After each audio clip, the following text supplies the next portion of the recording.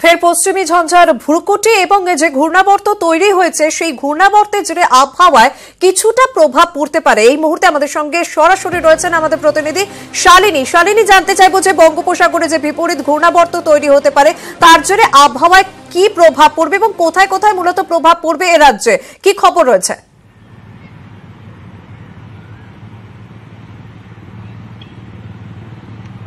দেখো শর্মিষ্ঠা, যে পশ্চিমী ঝঞ্ঝা আবারও তৈরি হচ্ছে তার জেরে কিন্তু আমাদের যে সর্বনিম্ন তাপমাত্রা তা কিন্তু বাড়বে এবং তার জন্য কিন্তু আবহাওয়ায় গরমের প্রভাব কিন্তু প্রায় বাড়বে বলেই জানাচ্ছে আবহাওয়া দপ্তর। এবং যে দক্ষিণী যে জেলাগুলো আছে সেখানেই এর প্রভাব পড়বে এমনটাই জানা যাচ্ছে।